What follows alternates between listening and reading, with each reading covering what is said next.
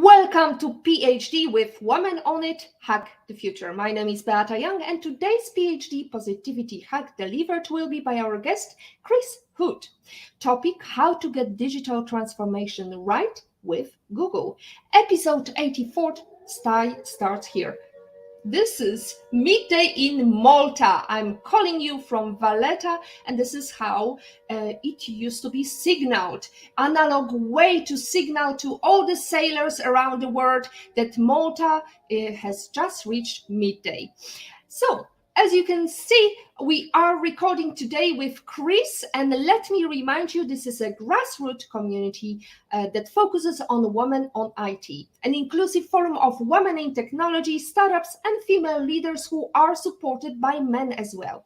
And I bring heart to that hustle because empathy is my mojo, and empathy is critical when you are getting digital transformation right with Google. In today's episode, we are going to learn how to get digital transformation right.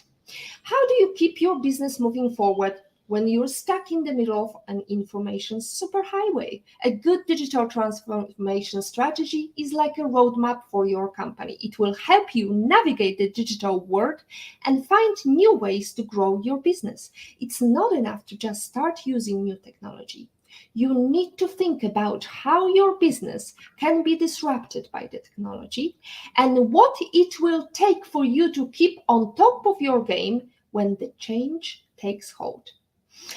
We are joined by Chris Hood, a digital strategist, podcast host, and writer. He is a veteran of the digital entertainment industry with more than 3 decades of working across various mediums, including television, film, music, and video games. Chris is the head of business innovation and strategy at Google. His leadership and strategic insights on digital and business transformation have fueled countless enterprises' digital success.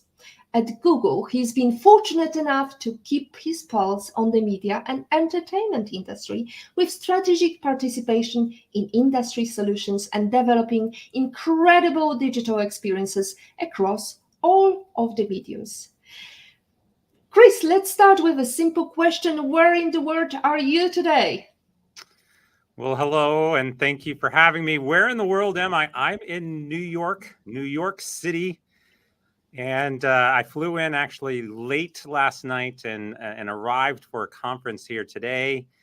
So yes, the beautiful city of New York.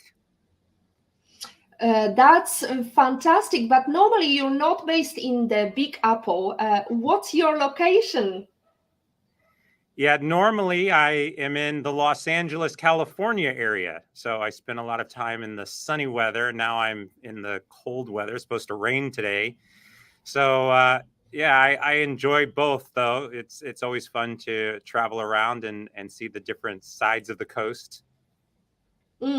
Absolutely. Well, it's going to be hot with this topic today. Chris, really appreciate the fact that you woke up to be at 6 o'clock in the morning to be fresh, and we're going to bring some ideas about digital transformation. So let's start with a simple question. What exactly is digital transformation? How do you define it?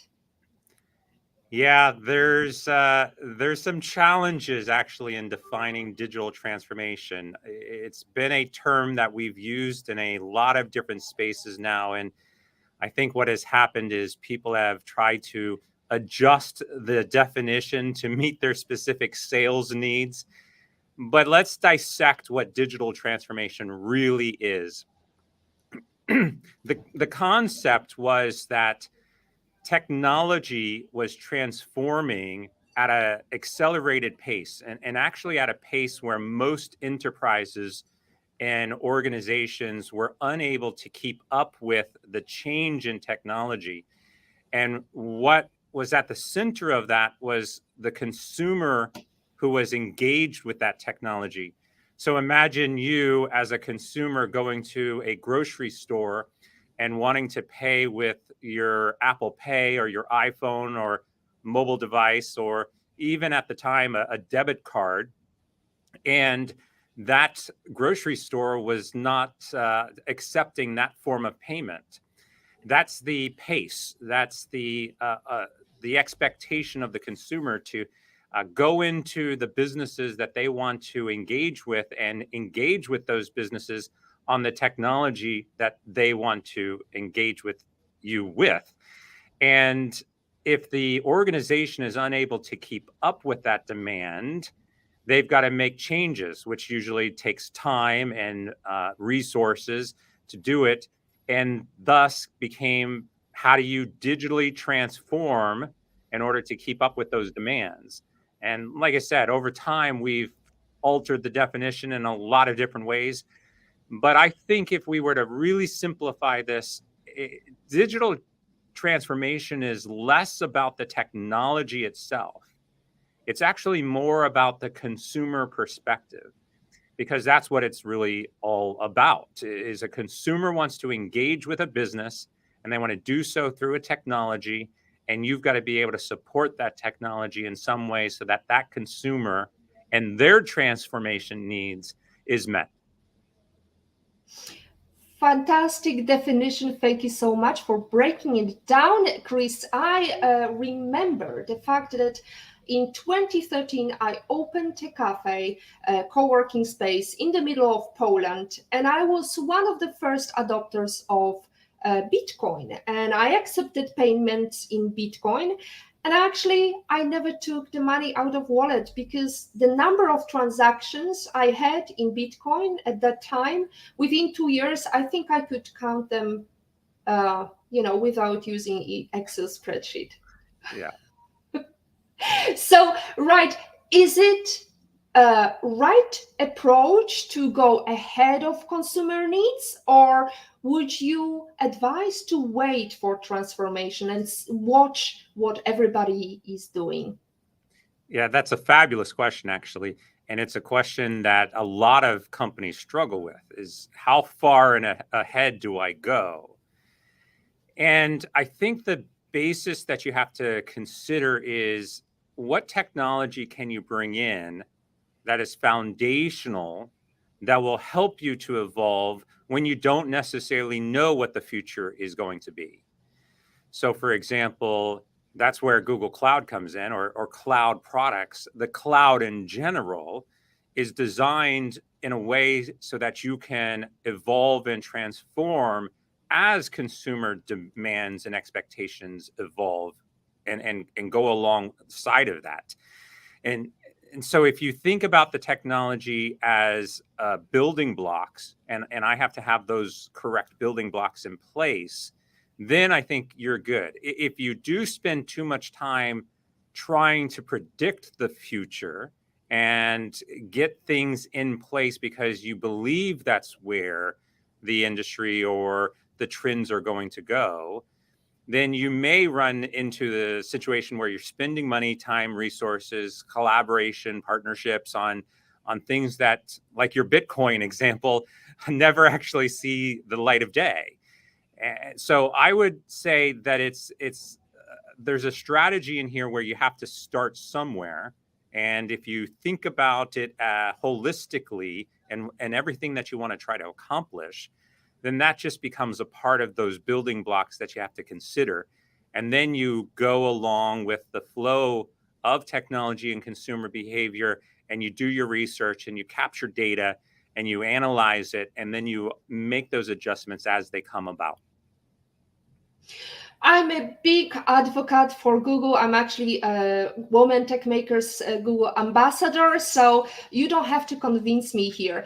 Although I struggled a bit. So just to give you a little bit of insight, in 2005, I joined a company in London, and I was trying to convince them to use Google Cloud and use the excellent Google Hangout. Now it's renamed a couple of years later.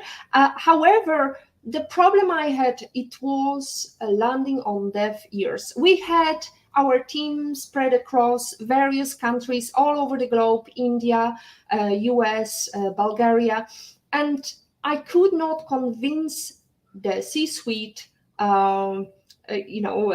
management to embrace technology. How can somebody like me make the C-suite focus on the technologies that are so far ahead that it would be very difficult to ignore. I mean, the benefits are outweighing the risks sometimes. Yeah, I think this is all about understanding what is needed and then presenting the data that backs up that. So let's just take technology out of the conversation. And let's say that it's not technology that I'm trying to convince the C-suite of, but it's some type of marketing strategy or some type of sales strategy or some type of hiring strategy. Like you can fill in the blank with any role within an organization. And how do you present that? You present a marketing campaign, you show what you're hoping to accomplish. Same thing with hiring, sales strategies, and then you back that up with data, right? You can show how your competitors are doing it. You can show how if you do XYZ, this amount of sales is going to come in, and you do research and you demonstrate that. I think technology becomes no different in that type of equation. You have to be able to demonstrate what it's going to do, what problem it's going to solve, and what are you going to get in return. So I talk to a lot of C-level with our customers, and I talk about very deep topics in technology sometimes, but then I typically get the response, yes, but how much is that going to cost us? You know, you could fill in the blank. And I say, well, what if I can prove to you that if you do this, you're going to generate an extra $50 million in revenue? Well, typically they say, oh, yeah, okay, I'm listening. how do I accomplish that? Well, I can then prove and show through other examples and customers that we've engaged with how you can exactly go about it to generate that additional revenue. And for any CEO that is listening and says, okay, I invest $1 million in this technology and I generate $50 million from that investment, no one's going to say no. If they do, then the argument is they probably shouldn't be in the role that they're in, unfortunately. But you have to be able to prove your case out beyond just saying, hey, look, everybody's doing it. We should be doing it too. Well, what is it going to actually do? What's the problem it's going to solve? And what are we going to get from that? And if you can prove operational efficiency or collaboration that's going to generate sales in some perspective, then typically it becomes a no-brainer. If they still say no, or they still try to squash it, then you've got to move on and try some other strategies to prove that out. Beautiful example. We are talking about big bucks. However, does it mean that digital transformation is only for big players? No. Digital transformation is for anyone and everyone. I would even argue that you can do more digital transformation at a startup or even at a mom and pop type of cafe than the larger organizations can accomplish. The more people that you get involved with that process, the harder change is. If you've got an organization with 1,000 people, it's going to be a lot more challenging to change that group than it is if you only have a team of 5 people. And this isn't a financial thing. Just like I don't believe digital transformation at the heart is actually a digital challenge, this is a cultural challenge. This is all about perspective and getting the organization to realize that they're going to have to leverage that technology to meet the demands of consumers.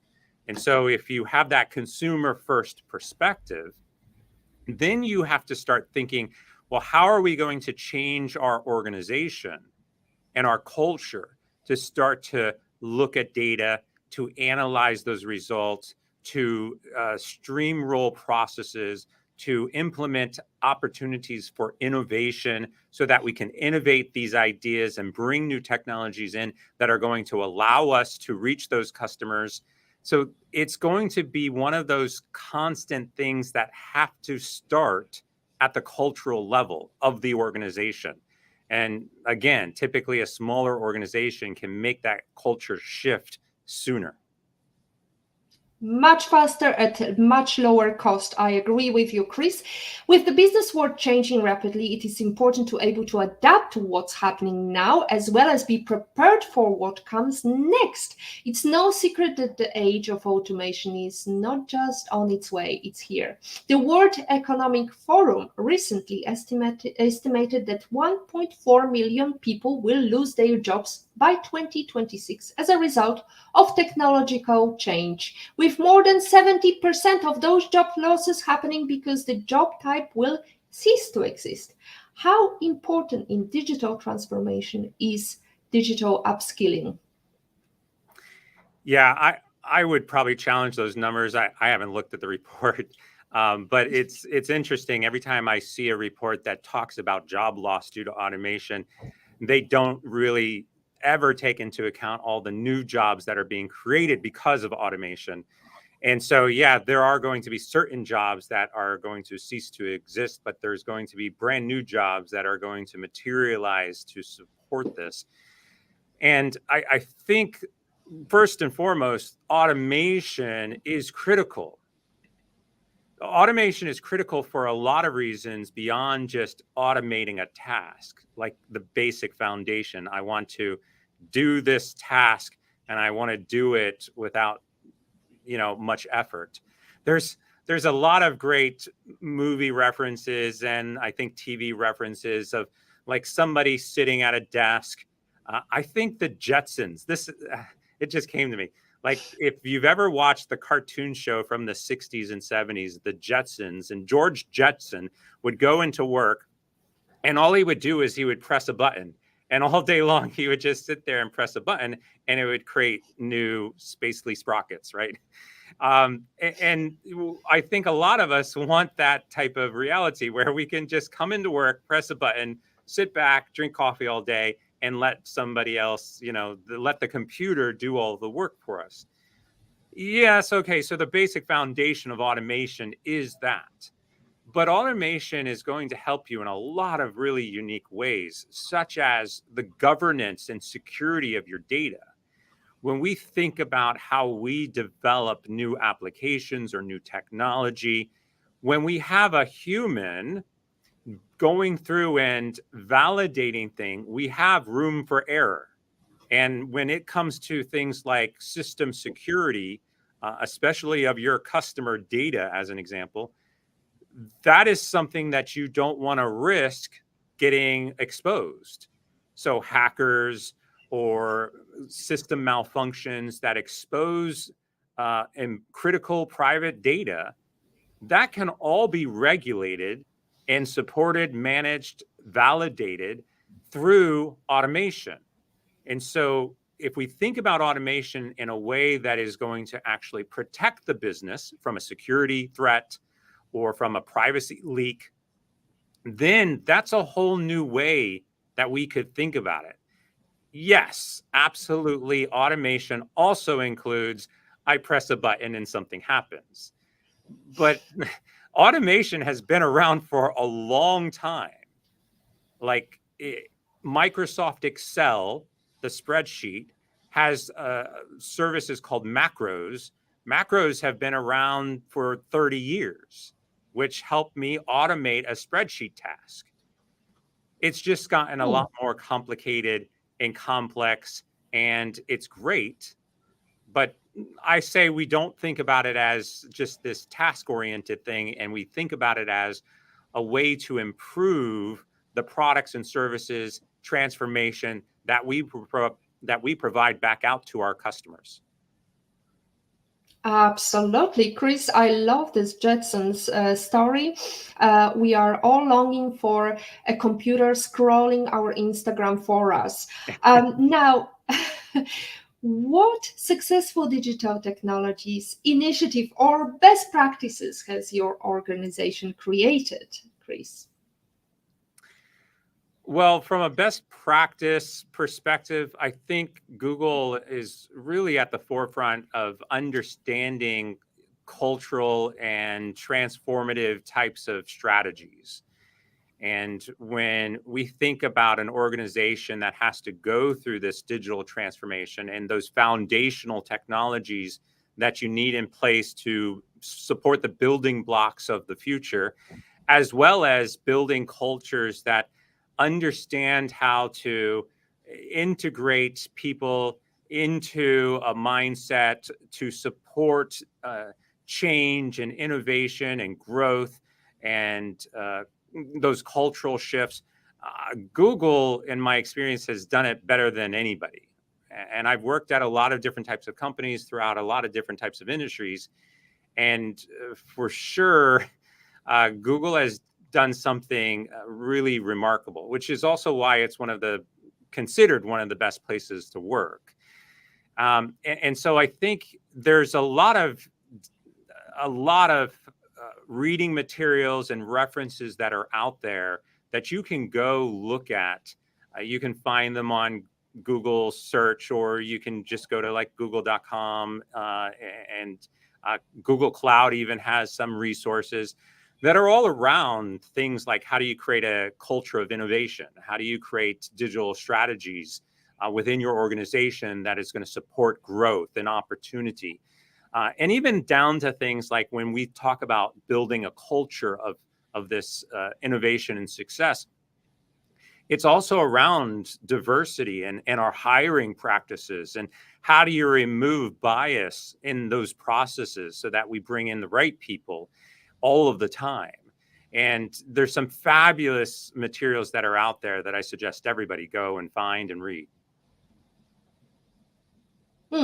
So, talking about removing biases, this is fascinating, Chris, because I believe it's Google who, based on our clickability, chooses less exciting jobs for women than for men. And it's our fault because we do that over and over. We choose jobs description that are less skills required and less rigid or less ambitious than men.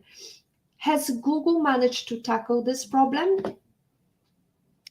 Well, I can walk you through the basic concept of the hiring practice, and we could dive into that more if you want. But I would say that just what you said, the challenges around what you even apply for starts with you, all of us individually.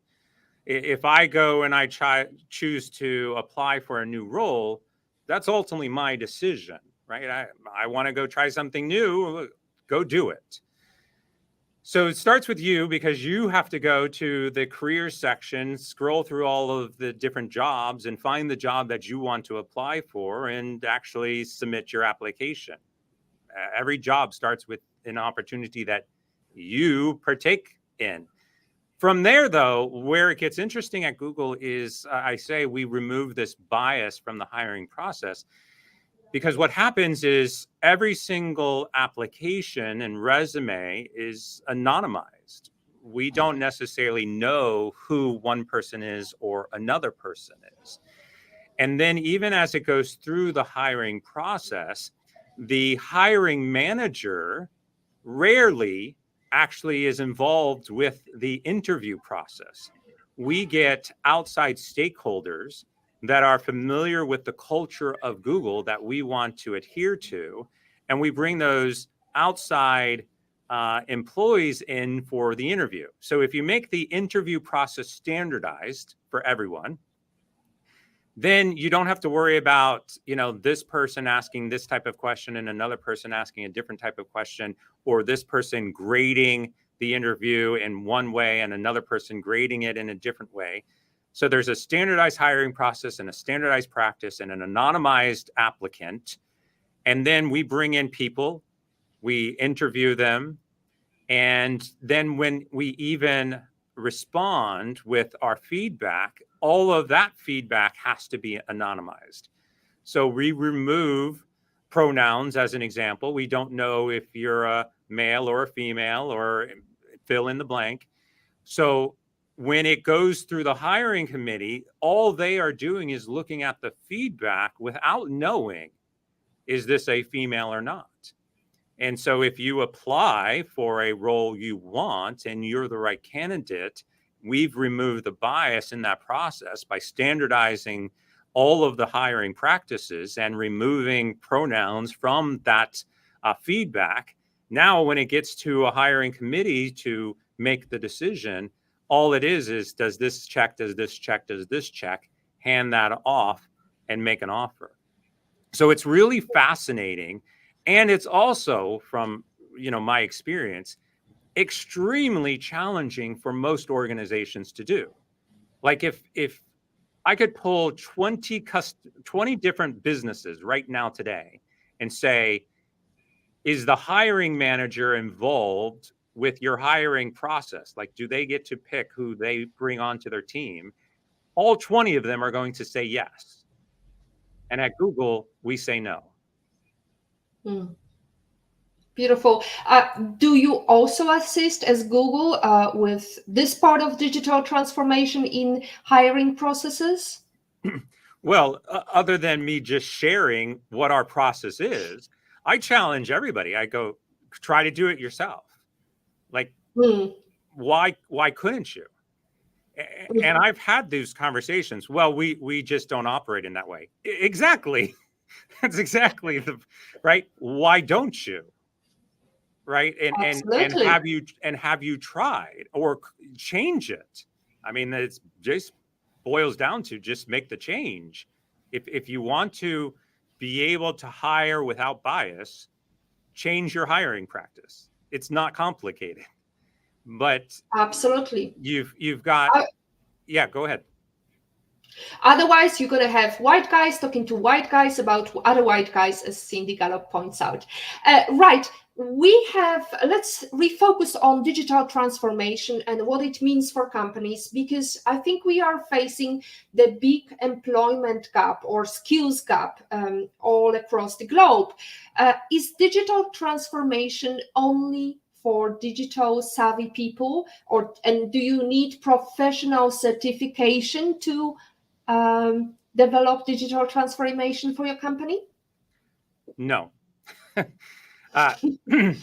Digital transformation is a term no different than a term like supercalifragilisticexpialidocious. It's a term. You can go to any number of websites and read the official definition, which, like I said, has evolved over time. And once you understand what the definition is, you have successfully mastered a class in digital transformation. Now, there are a lot of universities out there that are offering a certification in digital transformation, that are diving into leadership strategies and the such. I simplify it as this. Again, let's just remove digital from the word. It's just transformation. So how do you help organizations transform? Digital just happens to be the case because we're in a digital world. Technology is everywhere. We're on technology right now as we speak. So digital is required. Transformation is the hard part. And no matter what you try to transform, once again, whether it's trying to transform your hiring practices or transforming the way you interact with your customers or transforming how you reach those customers in some way or how you connect digitally, it's all transformation. And mostly I would say this is a mindset. This is understanding that in order to transform, you need to get people involved. You need to get the organization and leadership, like your example with your C-suite and Google Meets and Hangouts. You've got to get people involved. You've got to get people understanding. You've got to also look at data. You've got to be able to back that up and say, we need to transform because the data is showing us we've got to do this. And as long as you can understand that premise, you can become a master of digital transformation. and change management. There's lots of degrees out there around change management within an organization. To me, it's all the same. Well, so in order to address the skill shortage, should companies employ outsource training for their workers, or should they retrain themselves inside the company? What would be best advice from your experience how to navigate if there is no skills within the company to take it through the process of transformation? Yeah, I definitely think that there's opportunity to bring consultants, bring people in, have educational challenges, do different activities that drive that transformation that you're looking for.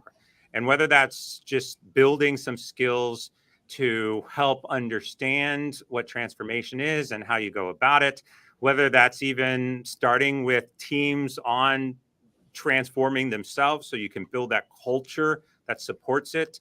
So we go back to the hiring example. If you even started there and say, here's how we're going to continue to hire, well, it's going to take some time potentially to get that transformation or that change within the organization to populate across the organization. So start small, pick one thing and change that, and then start to get data and see how it performs, and then pick something else and change that. But I recommend to anybody, go find a class, go find a certification, go find a lecture, go listen to podcasts that deal with this type of thought process. Find books. There's plenty of books out there that talk about transformation and change, and encourage your employees and your teams to be able to do that, or even enable them, whether that's bringing something in or somebody in to do the training. Offer books for free. Like, say, hey, go buy this book and the company will pay for it. Or if it's a small enough team, go buy a bunch of books and hand them out to the team. And I think there's a lot of different ways that you can encourage that and grow those experiences and understanding, beyond just having somebody come in with a lesson plan. Chris, from your experience, you mentioned the culture of a company and mindset.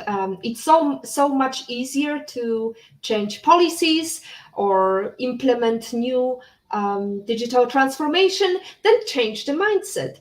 From your experience, where have you experienced the most resistance? How did you and your team respond?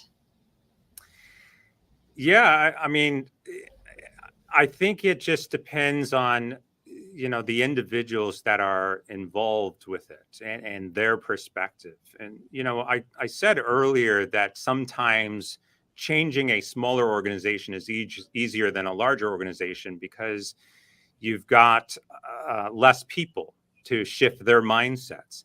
But I have found that even in smaller organizations, for example, if the owner has their mindset in a specific way, and the owner of a startup business does not want to change that perspective, then it's going to be almost impossible to get them to change. Unfortunately, in a lot of cases, if they don't do it, they go out of business. And I've seen countless startups go out of business simply because the owner refused to change their own mindset and bring along everybody on their team for what's best. And so those smaller organizations do have that challenge from an owner perspective, sort of like the C-suite, again, that you shared earlier. I think when we get to larger organizations, it's usually rooted in history. So very old organizations, like we're a 100-year-old company, and we've been doing this the same way for 100 years. We're not going to change. You can't necessarily threaten them. Hey, if you don't do this, you're going to go out of business. They're going to say, well, we've been around for 100 years. So we've been doing it the same way.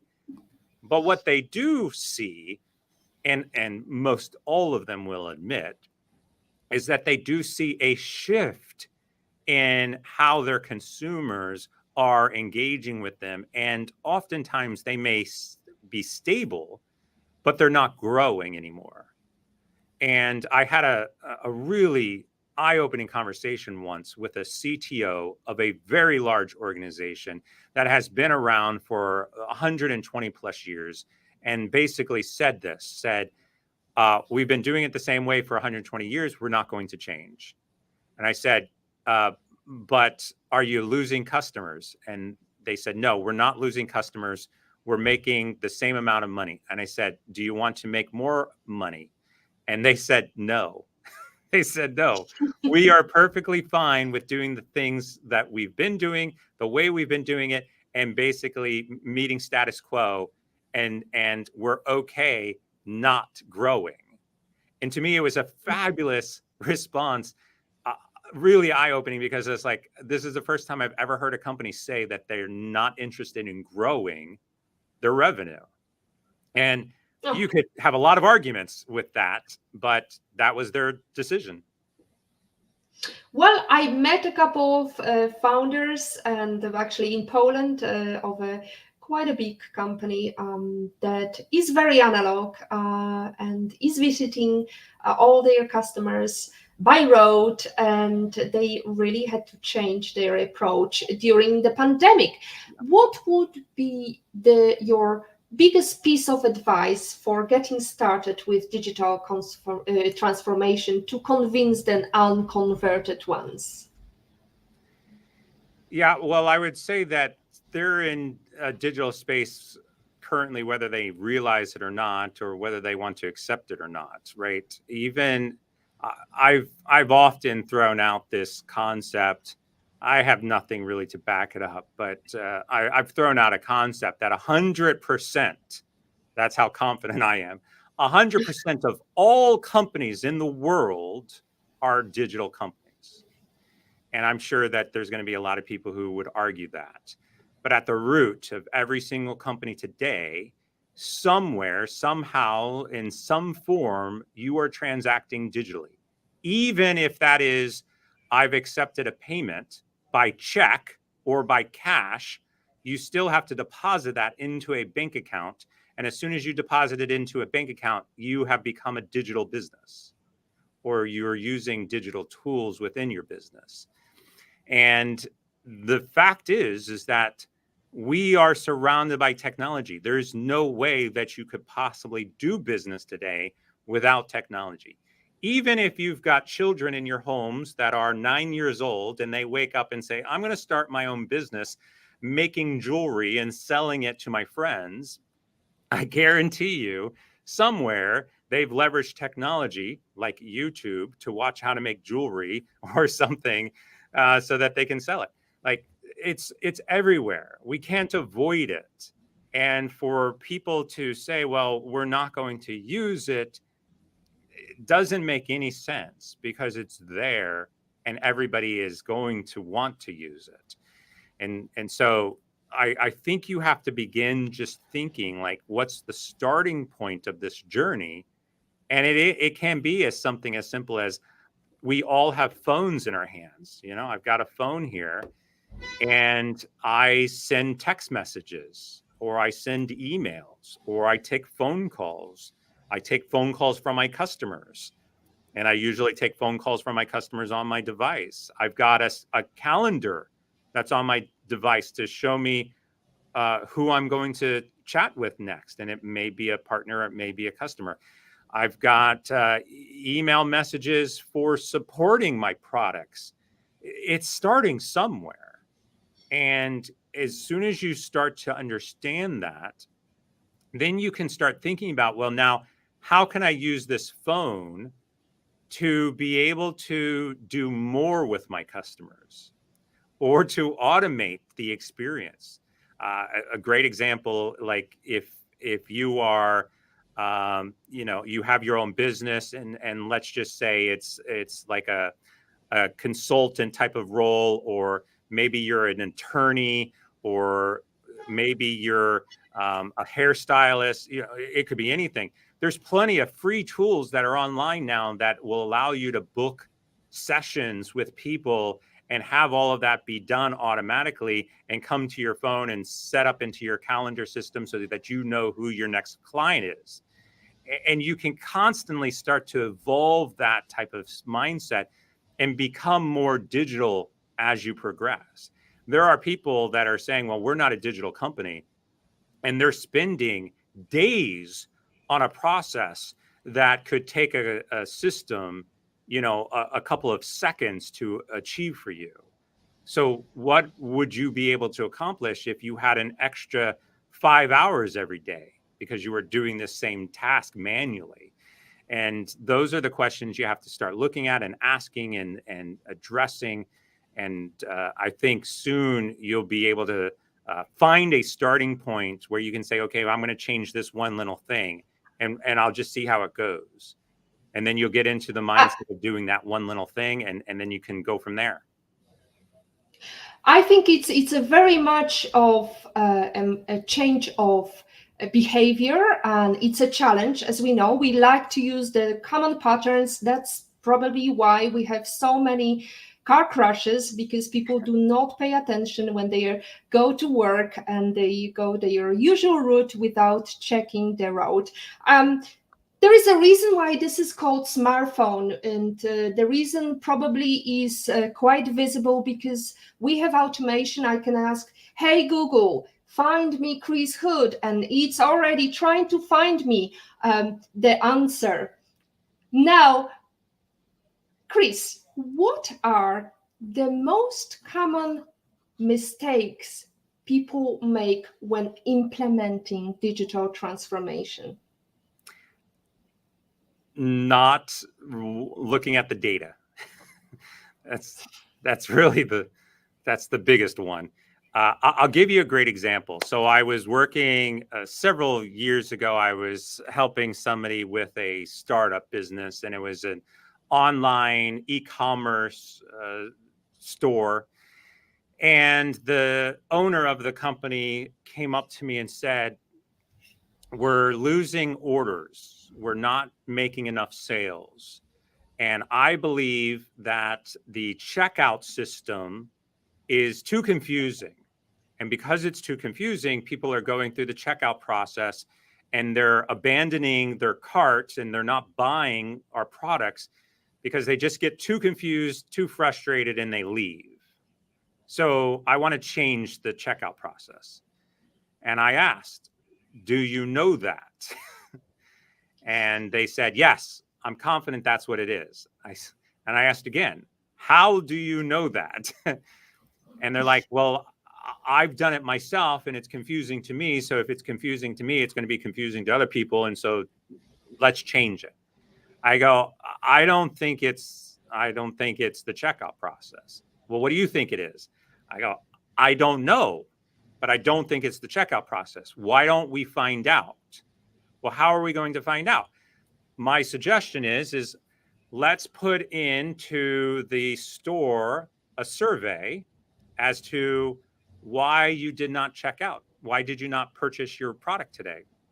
And also, how about if we add a coupon that says like, hey, 15% off your next order if you fill out this survey. So give us some feedback. We'll give you a coupon, and then maybe we can convert those sales into new opportunities. So the owner was like, no, I don't want to do a survey that's cheesy.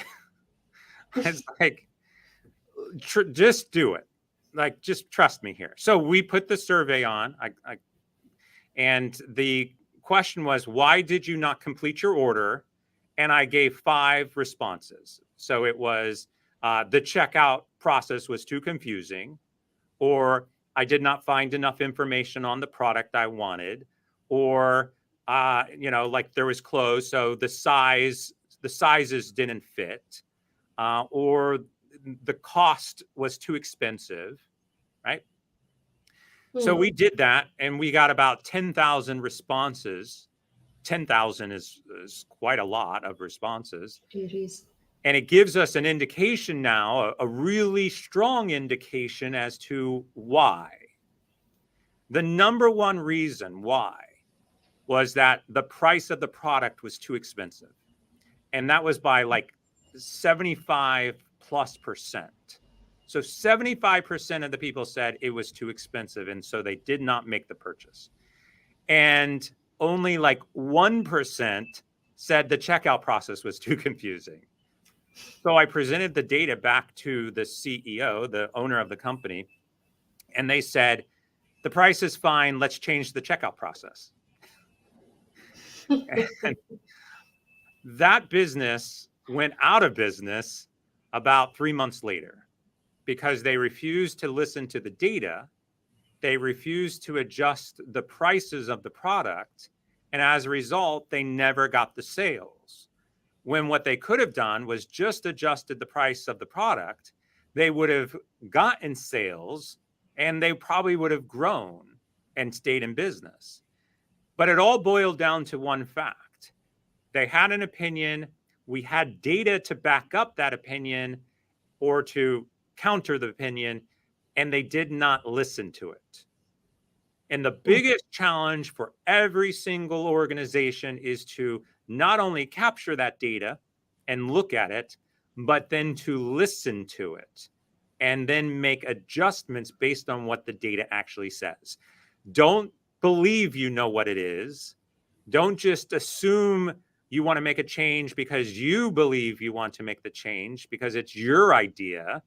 Remove your own personal bias from that and make a change based on what the data says, and you're always going to get a better product.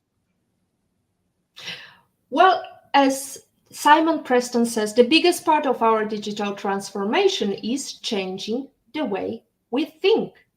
Chris, we are heading towards the end of our show. I wanted to ask you, what is your number one advice for or strategy for problem solving? Problem solving is try again, fail, and keep trying.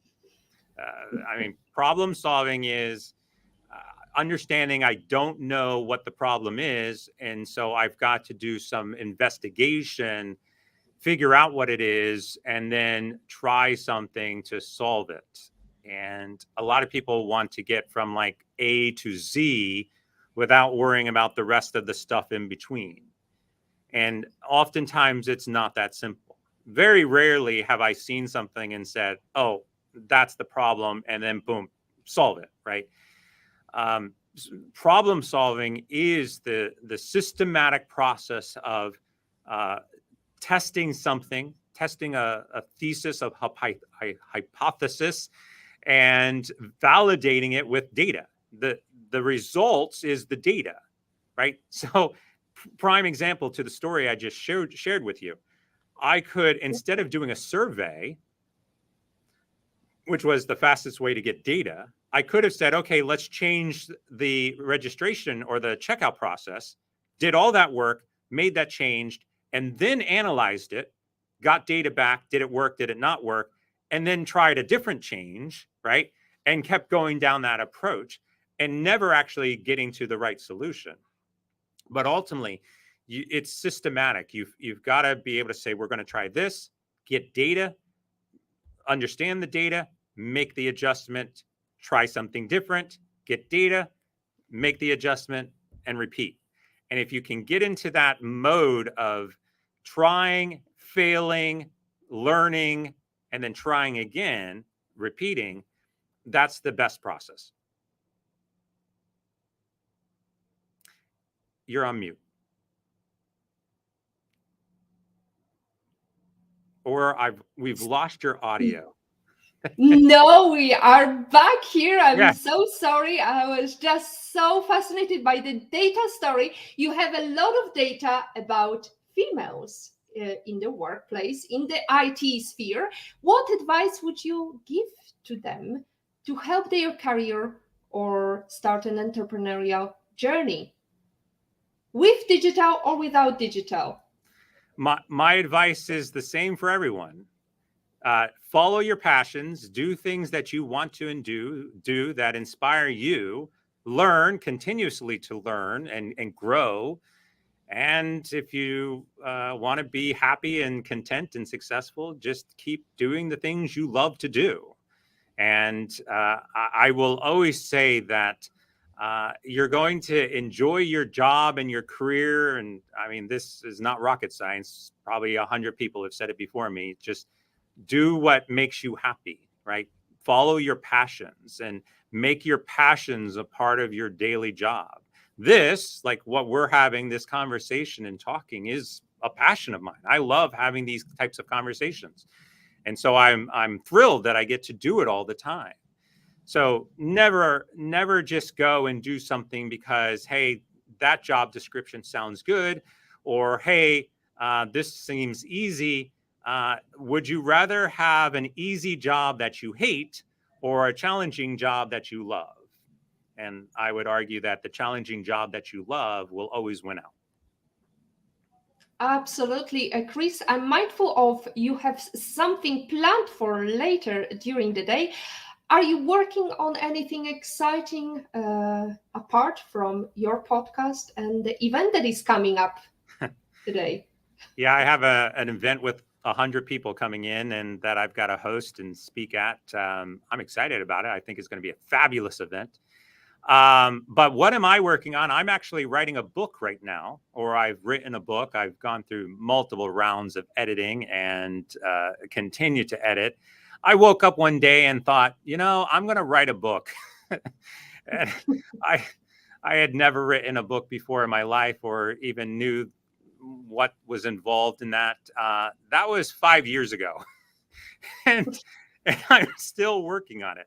It's a fantasy fiction book, so it's not even about business or technology. This is all fantasy and fiction and some really exciting things. It follows the adventure of a 13-year-old girl who gets transported into a world of monsters and has to help the monsters understand the meaning of humanity.